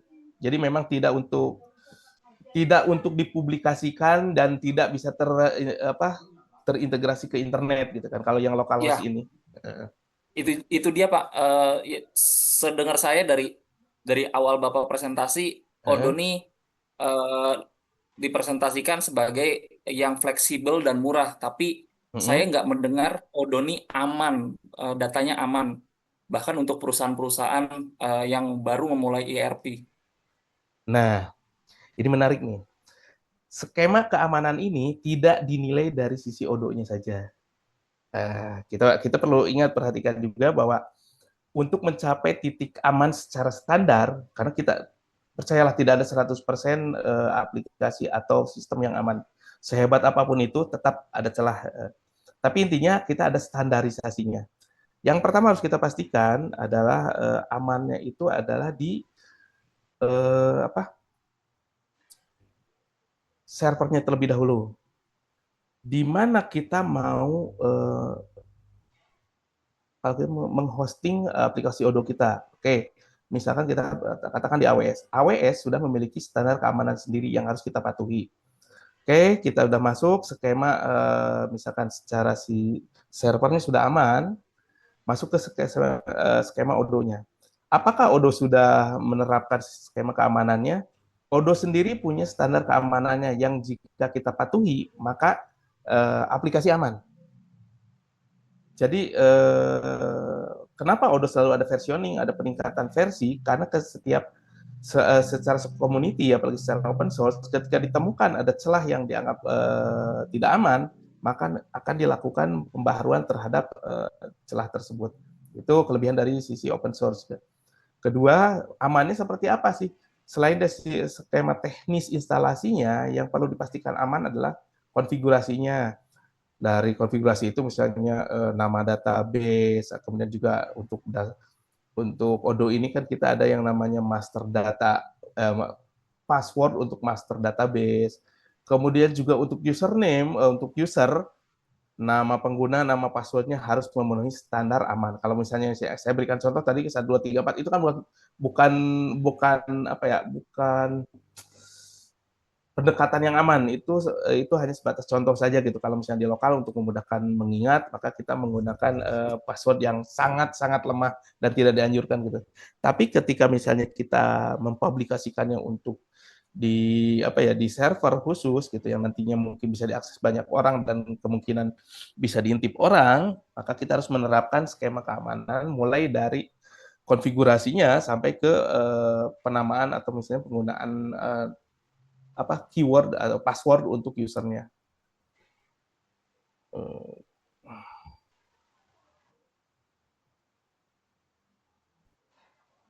Oke, berarti sorry, ini agak panjang. Sekarang kan lagi zamannya machine learning dan AI. Penggunaan database ini cukup sensitif. Gimana cara Odoo menjamin bahwa database dari pengguna atau customer atau klien itu aman untuk uh, database-nya untuk tidak diintip oleh bahkan Odoo sendiri, enkripsi dan segala macam. Odoo sudah menerapkan kalau kayak misalkan password itu di hash. Jadi kalau kita masuk sebentar.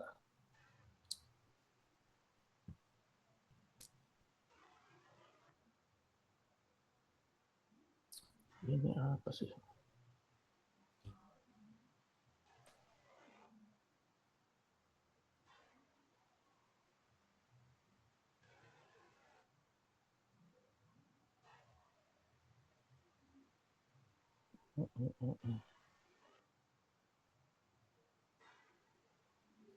Ih, kok salah sih.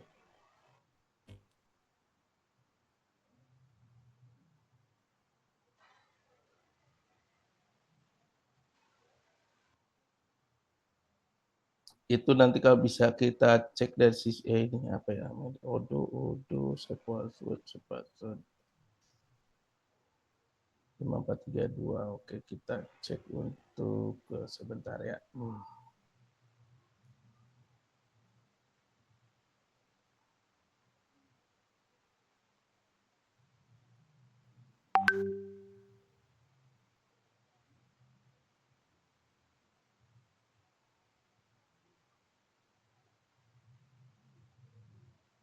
Docker Compose-nya namanya Odoo DB1. Oke, Odoo DB1 itunya Odoo. Postingnya Odoo. DB-nya Odoo 1.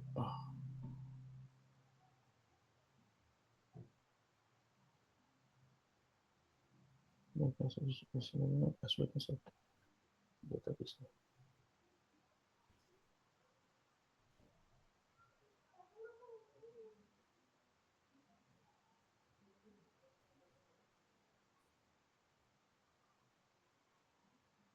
Kita lihat ya, secara skema seberapa banyak sih tabel Odoo itu sendiri. Jadi misalnya ada setiap modul itu kan punya data ininya sendiri dan dia skemanya berelasi satu sama lain. Jadi kalau misalnya udah dan kemudian si Odoo juga memiliki modul untuk keamanannya namanya IR-nya ini, ada IR rule, ada IR appropriate. Untuk setiap modul yang bisa diakses itu oleh siapa, role-nya itu udah ditentukan juga ada skema settingan di sana. Kemudian kekhawatiran untuk misalnya ada yang ngintip, ya kalau misalnya dia bisa nembus ke sini, artinya dia bisa menembus server. Tapi harusnya ketika dia masuk sini, user mana RSTU, PQ, RSTU, user, RS, user. Cukup banyak tabelnya. Ini stok, RS user, RS user, oke, RS user. Untuk REST user saja dia banyak datanya, kan ada REST user, kemudian ada yang API key, kemudian deletion segala macam untuk log, setting. Di sini untuk login, passwordnya kan di sini terenkripsi. Jadi dia bisa saja masuk sini, dia bisa tahu nih usernya, tapi dia kan hanya dapat hashnya dari password. Dia tidak tahu nih isinya apa, karena ini kan satu arah, bukan kayak MD5. MD5 pun sebetulnya satu arah, cuma karena udah banyak data yang menggunakan sudah terdatabase, jadi banyak yang bisa bukan nge-refer sih, bisa membandingkan kalau misalnya si kode MD5 ini artinya apa. Nah, sedangkan kalau yang untuk sekarang yang menggunakan SHA-15 512 ini kan memang udah satu arah dan cukup sulit gitu misalnya untuk orang bisa mendekrip isinya apa sih ini gitu.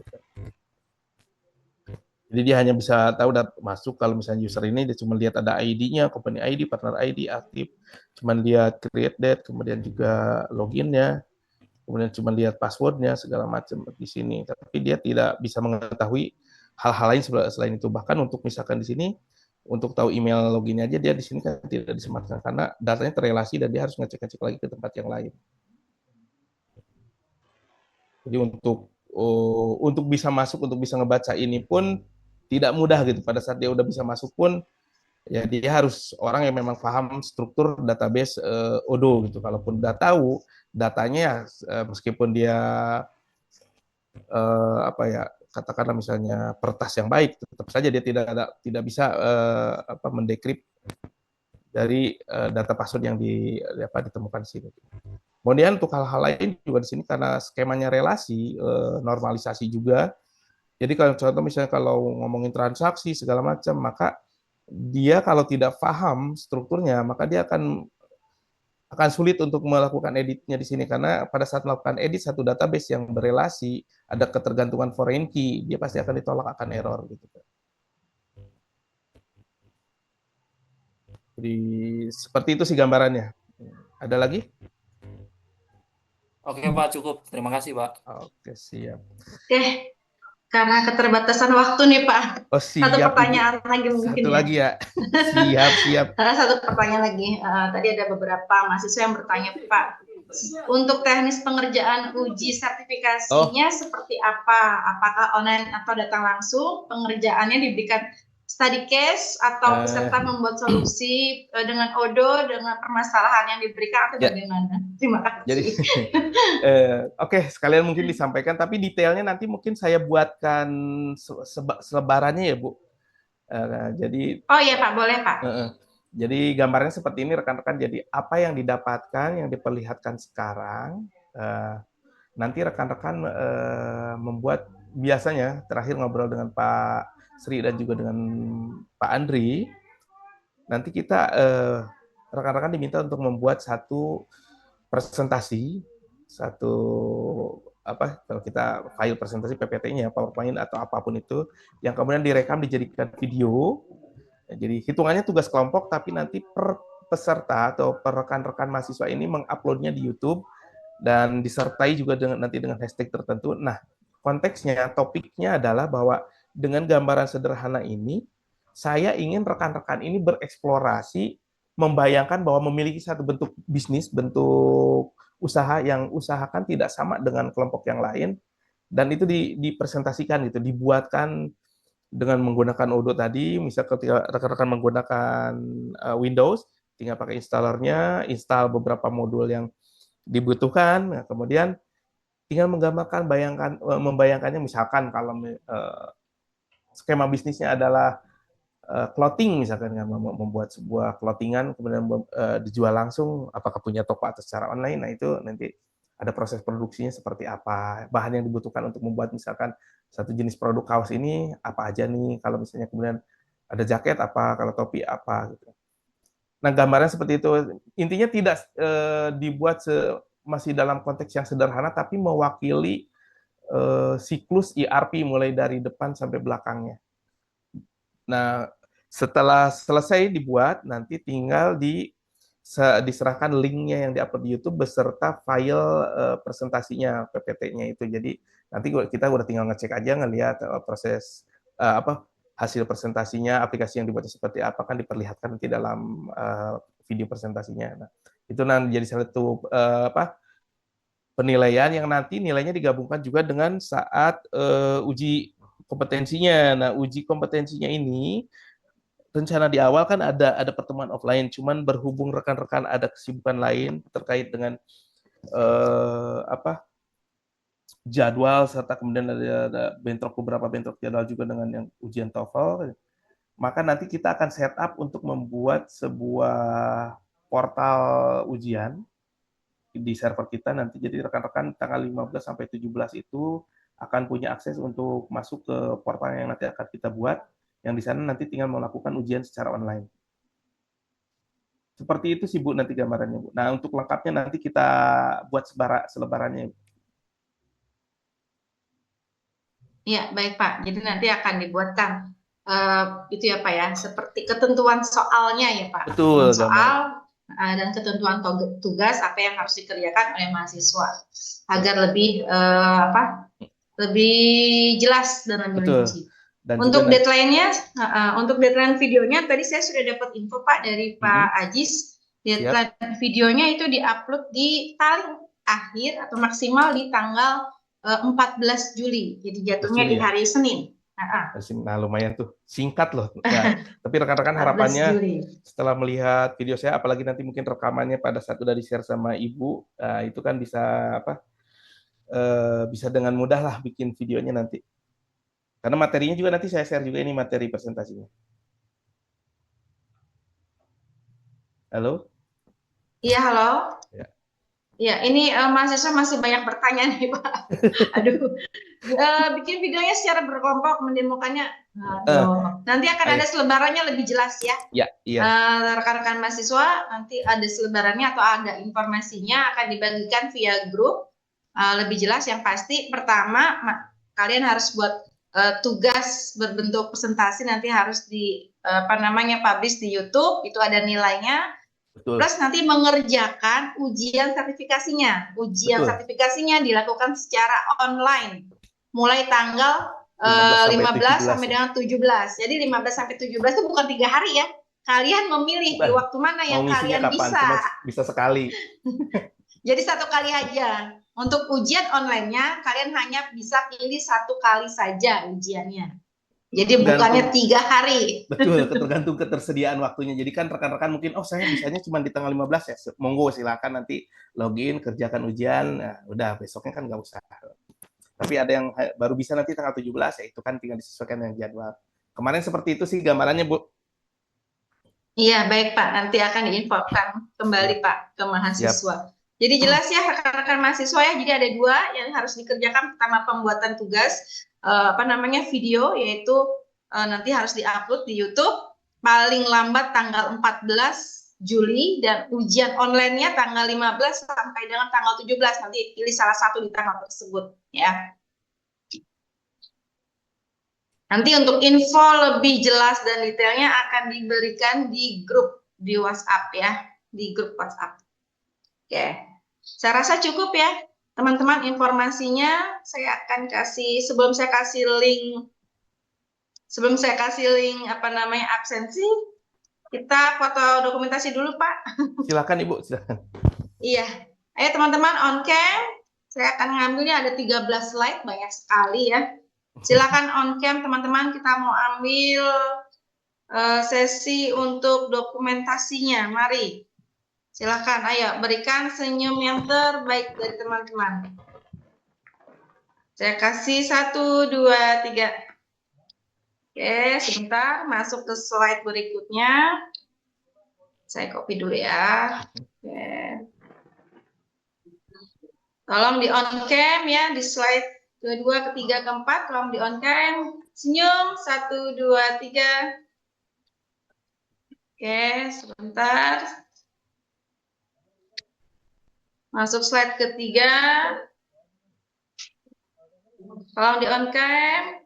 Teman-teman, kasih senyum terbaik. Oke, 1, 2, 3. Ya, sebentar. Saya tidak. Kalau 13 slide kayaknya banyak banget ya. Sebentar. Lanjut ya. 1, 2, 3. Oke, lagi 1, 2, 3. Ya, next. 1, 2, 3. Oke, 1, 2, 3. Oke, 1, 2, 3. Oke, 1, 2, 3. Kasih senyum yang terbaik. 1, 2, 3. Oke, ya teman-teman akan saya share link dari absensi sebentar ya. Jangan lupa ya teman-teman untuk absen, jangan sampai tidak absen. Ya, silakan sudah terlihat di chat untuk link absennya. Monggo silakan absensi. Jangan lupa teman-teman untuk lakukan 2 pekerjaan setelah ini. Pertama buat video, kemudian nanti di tanggal 15 sampai 17 untuk mengikuti ujian sertifikasinya secara online. Oke, terima kasih Bapak Tatang sekali lagi yang sudah Sama-sama, Ibu. memberikan materi yang sangat rinci dan detail kepada mahasiswa untuk pelaksanaan uji proficiency IRP yang nanti akan dilaksanakan di tanggal 15 sampai dengan 17. Siap, Ibu. Mohon maaf Baiklah jika ada rekan-rekan kurang-kurang mahasiswa. kata. Iya, berarti selesai sudah kegiatan kita hari ini. Mudah-mudahan ilmu yang kita dapatkan bermanfaat Amin. dan dapat diterapkan di kegiatan kita mendatang. Amin. Saya sebagai moderator minta maaf jika ada tutur kata yang berkurang berkenan. Saya mengucapkan terima kasih atas partisipasi aktif rekan-rekan mahasiswa dalam kegiatan hari ini. Akhir kata, wassalamualaikum warahmatullahi wabarakatuh. Selamat malam dan sampai jumpa di kesempatan berikutnya. Waalaikumsalam warahmatullahi wabarakatuh. Terima kasih, Bu. Ya, makasih Pak Tatang atas materinya. Siap, Ibu. Terima Ini kasih, saya Pak stop Tatang. recordingnya berarti ya, Bu? Iya Pak, boleh Pak. Nanti kalau sempat boleh dikirimin ke saya Pak. Karena tadi saya sempat Cuma nggak mental tahu ya, masuknya jadi nggak kemana sempat ya? ke record lagi. Kenapa Pak? Masuknya ke akun saya atau kemana ya recordingnya nih? Kalau ke host berarti ke Bapak. Oke, nanti saya cek deh. Nanti. Ya Pak, soalnya tadi saya sempat mental lama Pak. Saya coba kontak ke tim Iya, kegiatan iya. belum memberi balas. Siap, nanti saya cek deh, Bu. Nah, mudah-mudahan kesimpan akun ini. Saya stop dulu untuk recordingnya. Mudah-mudahan ya. Iya, nanti tinggal saya cek untuk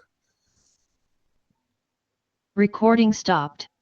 Oke, silakan teman-teman. Jangan lupa untuk lakukan presensi. Untuk informasi lebih jelas akan diinformasikan di grup WhatsApp.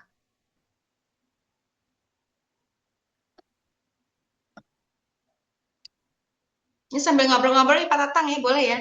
Boleh, Berarti ini Bu, nanti mahasiswa dia harus ini ya Pak, harus bikin akun nih ya. Kalau nggak salah untuk Odo sendiri kan trial ya Pak ya?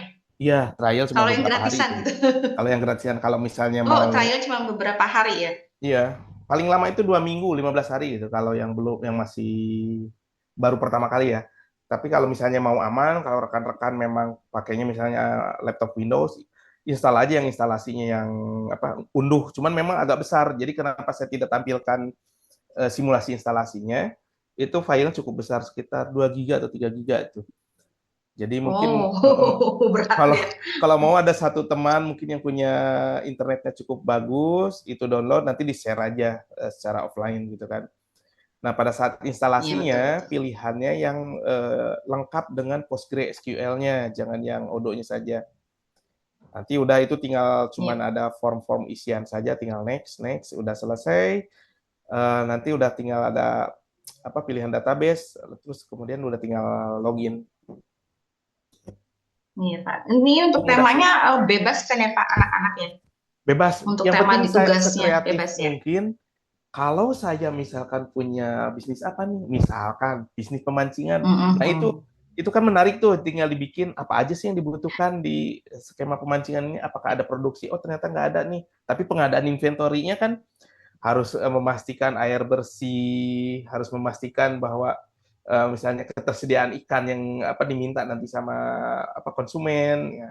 Hal-hal seperti itu nanti menjadi bahan penilaian kita bahwa rekan-rekan ternyata bisa kita nilai nih, oh ternyata punya kemampuan yang pada saat nanti terjun ke dunia kerja itu bisa menghadapi banyak tantangan. Seperti itu sih harapannya, Bu. Jadi memang Nah, kalau misalkan gini Pak, ada gimana? mahasiswa yang mengangkat dari tempat kerja, kan tidak menutup kemungkinan mahasiswa kita sudah ada Betul. bekerja gitu Bisa, ya. bisa. Nah, mungkin di perusahaannya gitu ya, bisa nggak mengangkat dari tema di perusahaannya itu, Pak? Bisa, boleh. Itu udah kayak bikin TA. Bisa, nanti. boleh ya Pak ya? Iya. Ini karena kebetulan misalnya di bengkel nih atau di showroom, mereka aplikasinya masih manual nih untuk ERP-nya lah kalau kita untuk. Nah itu tinggal dirancang aja kan, kita tinggal ASIS-nya apa nih, kemudian secara analisanya setelah dapat gap-nya apa nih. Kalau misalnya nggak ada gap, cukup pakai modul Odoo yang ada, fit aja, udah cukup, selesai. To-be-nya jadi rancangannya kan, tinggal dibangun tuh. Iya, betul. Nah, itu enaknya nanti bisa tuh ditawarin ke owner ininya kantornya. Mau nggak pakai nih, tinggal bayar berapa gitu. Jadi bermanfaat ya, dapat Betul, dua ya. betul. Ilmu dan uang. Ya, kalau misalnya Ya. penggunaannya internal kan cukup diinstal di satu komputer yang katakanlah nanti menjadi server gitu kan, aksesnya hanya sebatas jaringan internal, udah cukup bisa. Iya, benar. Oke deh Pak Tatang, terima kasih banget Pak info-infonya untuk mahasiswa BSI tentunya. Sama-sama Ibu. Saya minta maaf jika ada kurang-kurang kata yang berkenan, tindakan yang Sama-sama, tidak berkenan Ibu. Pak. Saya juga jika ada yang kurang atau misalnya ada yang tidak berkenan mohon dimaafkan juga.